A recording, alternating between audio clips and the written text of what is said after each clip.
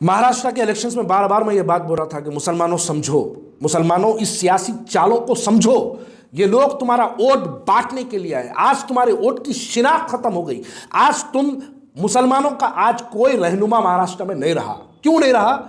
आप जज्बाती बातों में, जज्बाती तकरीरों में आके आप ऐसे गरम गरम नारे लगाए। अरे महाराष्ट्र के मैदान में तेरा मेरा रिश्ता क्या, सियासी मैदानों में तेरा मेरा रिश्ता क्या, ला इलाहा इल्लल्लाह मोहम्मद रसूलुल्लाह।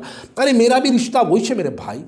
लेकिन आप क्या ये नारे से क्या हमारे हिंदू भाइयों के दिलों में मोहब्बत पैदा होगी आपको लेके? अरे रिश्ता मेरा तेरा क्या, वो मेरा तेरा रिश्ता मस्जिद में, मेरा तेरा रिश्ता क्या वो घर में, ईमान में, कुरान में, कलमे में। लेकिन उसको सियासी मैदानों में क्यों? असदुद्दीन अवैसी साहब संभल में 3 इलेक्शन लड़े अब तक। अब जाओ ना संभल को, आप 5 बच्चों को गोलियां मार दी। देखो महाराष्ट्र में आप एक full Z security plus MIM के पूरे लोगों की एक सिक्योरिटी में पब्लिक के जलसों में आते आके चले जाते। आप तो सिक्योरिटी में आते और चले जाते।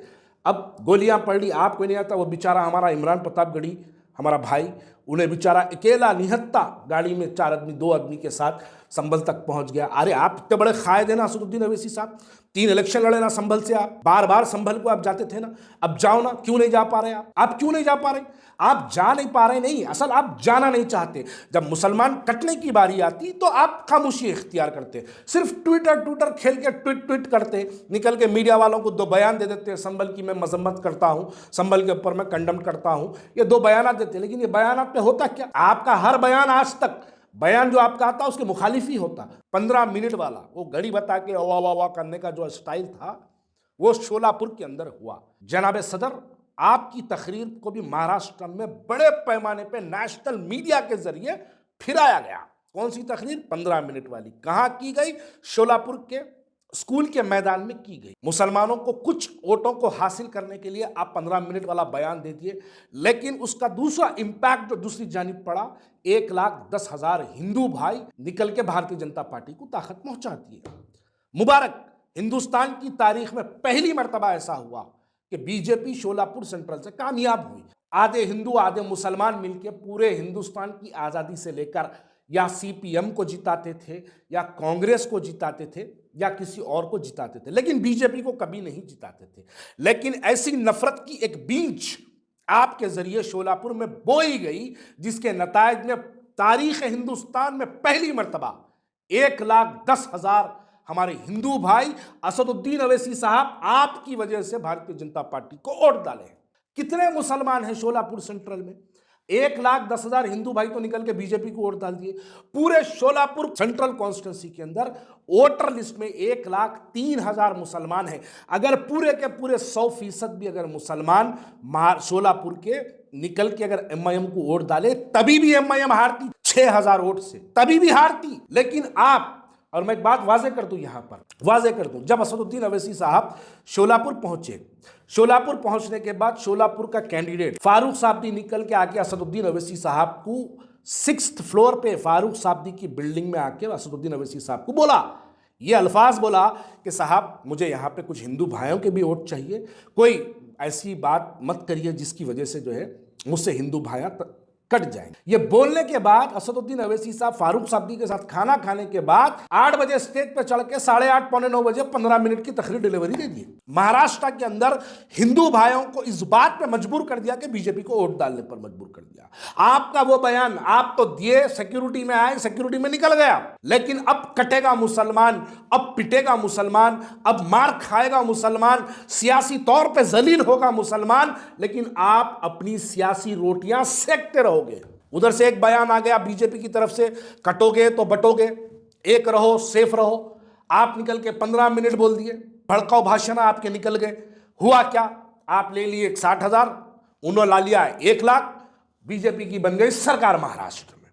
इसके लिए मुबारकबादी देता हूं आपको। आप जिस मकसद से आप वहां पे गए थे वो मकसद को कामयाब करें। मुबारक, महाराष्ट्र से जीतने के बाद आपके इनाम में आपको अब ED की रेड नहीं पड़ेगी, अब आपके पास इनकम टैक्स नहीं आएगी, आपके पास CBI नहीं आएगी, क्योंकि आप बीजेपी को महाराष्ट्र में जिता के। क्या 15 मिनट वाला बयान क्या हिंदू भाइयों को जमात को वोट दिलवाएगा?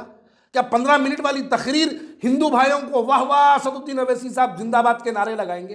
अरे हिंदू भाइयों के दिलों में गुस्सा पैदा होता। असदुद्दीन अवैसी साहब, आप बहुत इंटेलेक्चुअल है, आप इंटेलेक्चुअलिटी आपकी बताती है कि आप चाहते थे कि वहां के हिंदू भाई बीजेपी के साथ चले जाए, जिसके अंदर आप कामयाब हो गए।